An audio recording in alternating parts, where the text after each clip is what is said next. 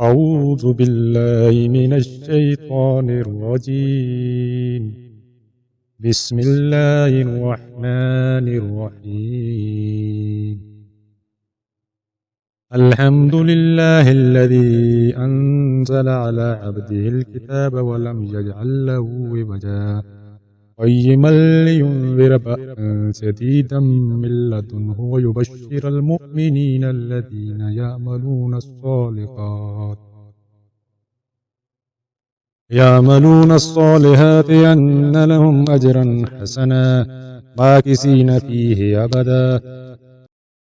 وينذر الذين قالوا اتخذ الله ولدا ما لهم به من علم ولا لآبائهم كبرت كلمة تخرج من أفواههم إن يقولون إلا كذبا فلعلك باقع نفسك على آثارهم إن لم يؤمنوا بهذا الحديث أسفا إنا جعلنا ما على الأرض زينة لها لنبلوهم أيهم أحسن عملا وإنا لجاعلون ما عليها سعيدا جرزا أم حسبت أن أصحاب الكهف والرقيم كانوا من آياتنا عجبا إذ أوى الفتية إلى الكهف فقالوا ربنا آتنا من لدنك رحمة وهيئ لنا من أمرنا رشدا وضربنا على آذانهم في الكهف سنين عددا ثم بعثناهم لنعلم أي الحزبين أقصى لما لبثوا ومدا نحن نقص عليك نبأهم بالحق إنهم فتية آمنوا بربهم وزدناهم هدى وربطنا على قلوبهم إذ قاموا فقالوا ربنا رب السماوات والأرض لن ندعو من دونه إلها لقد قلنا إذا شططا هؤلاء قوم اتخذوا من دونه آلهة لولا يأتون عليهم بسلطان بين ومن أظلم ممن افترى على الله كذبا وإذ اعتزلتموهم وما يعبدون إلا الله فأووا إلى الكهف ينشر لكم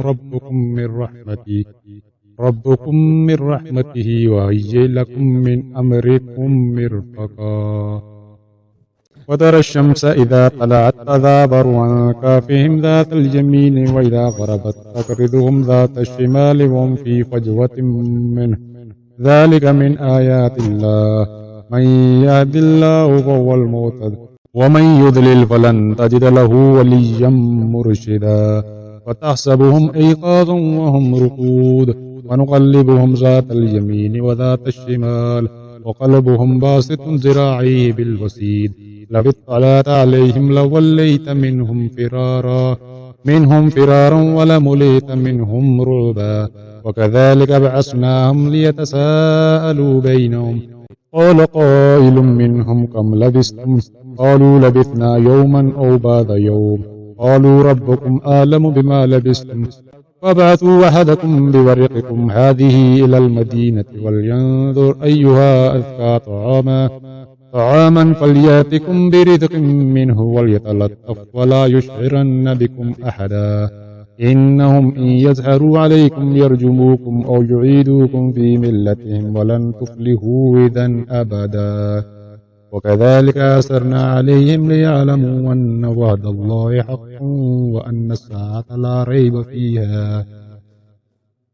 إذ يتنازعون بينهم أمرهم وقالوا بنوا عليهم بنيانا ربهم أعلم بهم قال الذين غلبوا على أمرهم لنتخذن عليهم مسجدا ويقولون ثلاثة رابعهم قلبهم ويقولون خمسة سادسهم قلبهم رجما بالغيب ويقولون سبعة وثامنهم قلبهم قل ربي يعلم بعدتهم ما يعلمهم إلا قليل ولا تمار فيهم إلا براء دائرا ولا تستفت فيهم منهم أحدا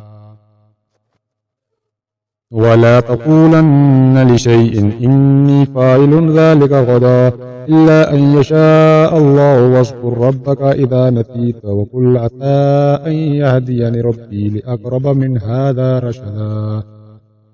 ولبثوا في كهفهم 300 سنين وازدادوا تسعا قل الله أعلم بما لبثوا له غيب السماوات والأرض أبصر به وأسمع ما لهم من دونه من ولي ولا يشرك في حكمه أحدا واتل ما أوحي إليك من كتاب ربك لا مبدل لكلماته ولن تجد من دونه ملتحدا واصبر نفسك مع الذين يدعون ربهم بالغداة والعشي يريدون وجهه ولا تعد عيناك عنهم تريد زينة الحياة الدنيا ولا تطع من أغفلنا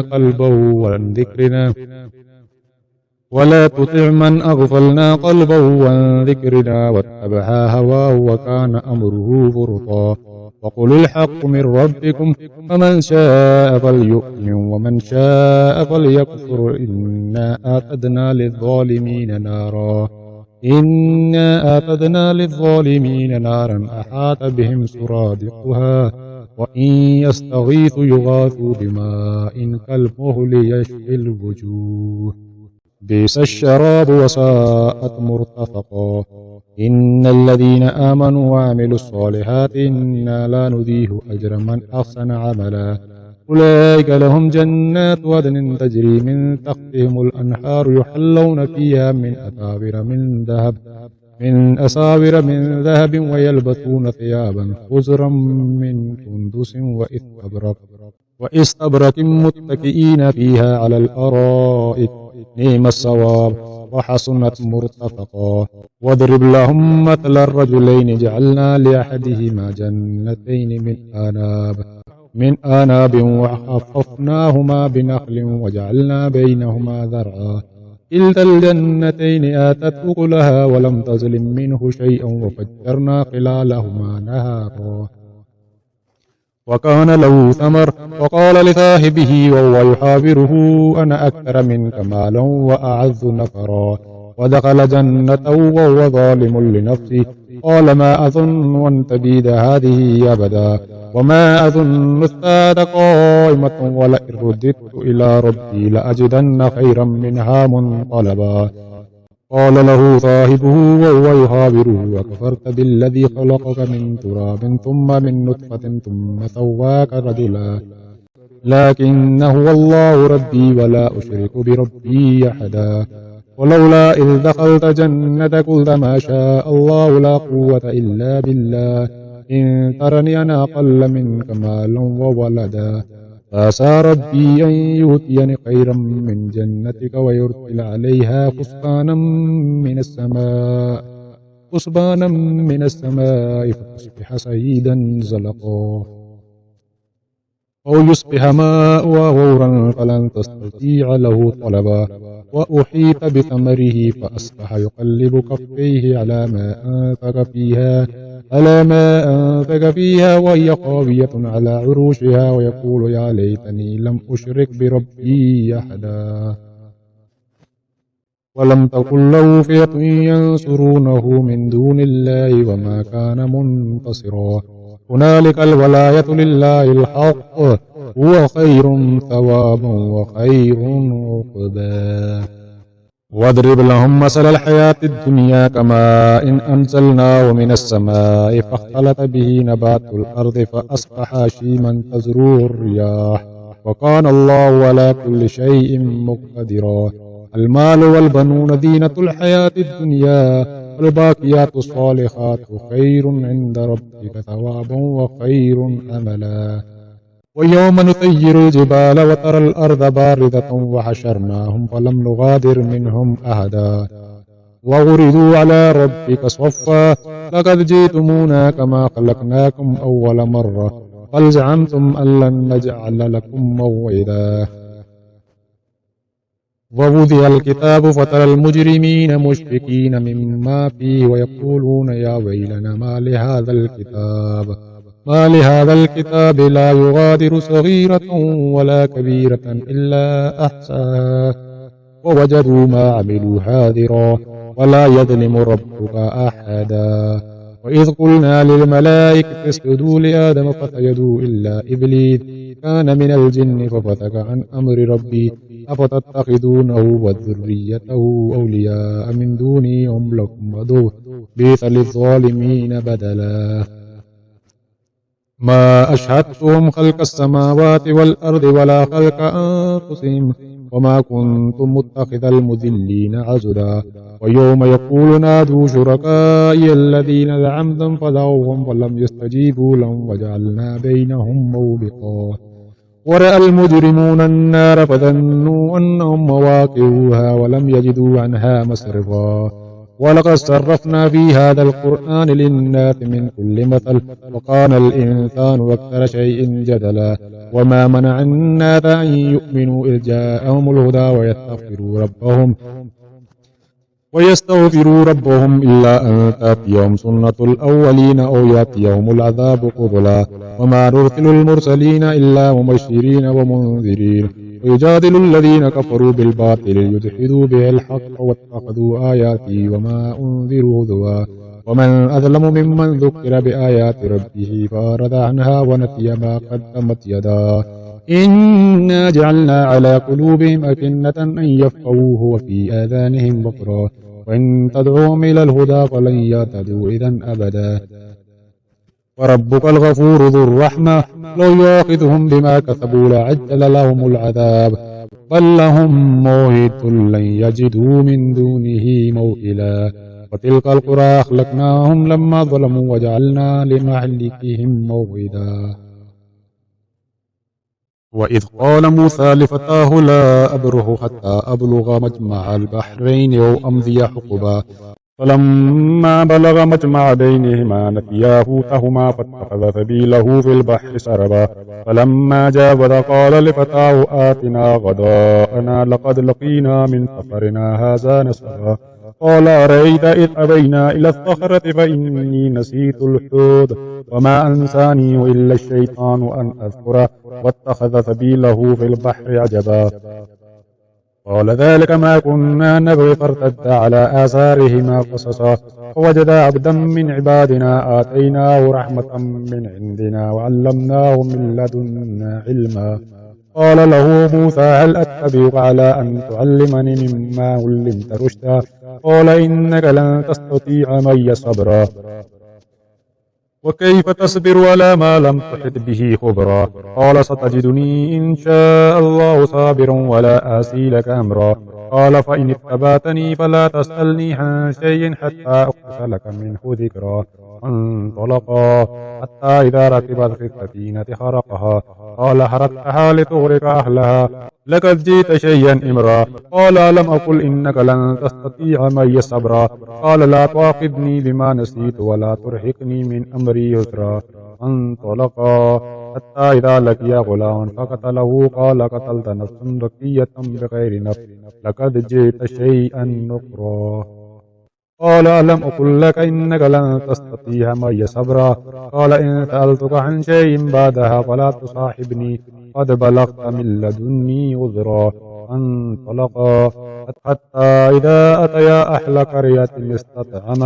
قرية استطعما أهلها فأبوا أن يزيفوهما فوجد فيها جدارا يريد أن ينقض فأقامه قال لو شئت لاتخذت عليه أجرا قال هذا فراق بيني وبينك سأنبئك بتأويل ما لم تستطع عليه صبرا أما السفينة فكانت لمساكين يعملون في البحر فأردت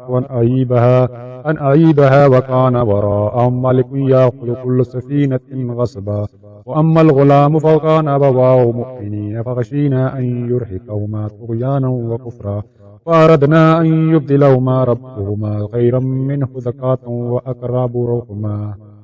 وأما الجدار فكانت لغلامين يتيمين في المدينة وكان تحته كنز لهما وكان أبوهما صالحا فأراد ربك أن يبلغا أشدهما ويستخرج كنزهما رحمة من ربك وما فعلته عن أمري ذلك تأويل ما لم تستطع عليه صبرا ويسألونك عن ذي القرنين قل سأتلو عليكم منه ذكرا إنا مكنا له في الأرض وآتيناه من كل شيء سببا فأتبع سببا حتى إذا بلغ مغرب الشمس وجدها تغرب في عين حمية ووجد عندها قوما قلنا يا ذا القرنين إما أن تعذب وإما أن تتخذ فيهم حسنا قال أما من ظلم فسوف نعذبه ثم يرد إلى ربه ويعذبه عذابا نكرا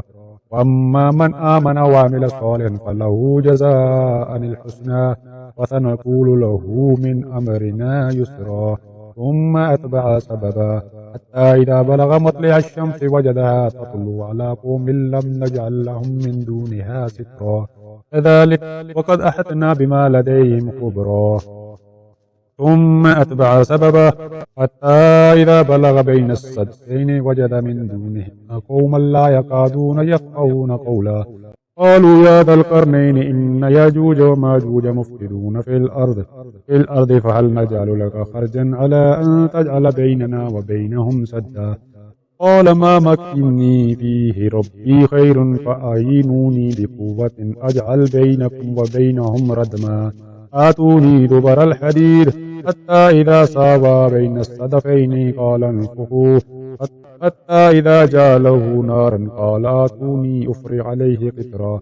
وما استطاعوا أن يظهروه وما استطاعوا له نقبا قال هذا رحمة من ربي فإذا جاء وعد ربي جعله دكا وكان وعد ربي حقا وتركنا بعضهم يومئذ يموج في بعض ونفخ في الصور فجمعناهم جمعا وعرزنا جهنم يومئذ للكافرين عرزا الذين كانت أعينهم في غطاء عن ذكري وكانوا لا يستطيعون سمعا أفحسب الذين كفروا أن يتخذوا عبادي من دوني أولياء إنا أعتدنا جهنم للكافرين نزلا قل هل ننبئكم بالأخسرين آمالا الذين ضل سعيهم في الحياة الدنيا وهم يحسبون أنهم يحسنون صنعا أولئك الذين كفروا بآيات ربهم ولقائه فحبطت أعمالهم فلا نقيم لهم يوم القيامة وزنا ذلك جزاؤهم جهنم بما كفروا واتخذوا آياتي ورسلي هزوا إن الذين آمنوا وعملوا الصالحات كانت لهم جنات الفردوس نزلا خالدين فيها لا يبغون عنها حولا قل لو كان البحر مدادا لكلمات ربي لنفد البحر قبل أن تنفد كلمات ربي ولو جئنا بمثله مددا قل إنما أنا بشر مثلكم يوحى إلي أنما إلهكم إله واحد ومن كان يرجو لقاء ربه فليعمل عملا صالحا ولا يشرك بعبادة ربه أحدا.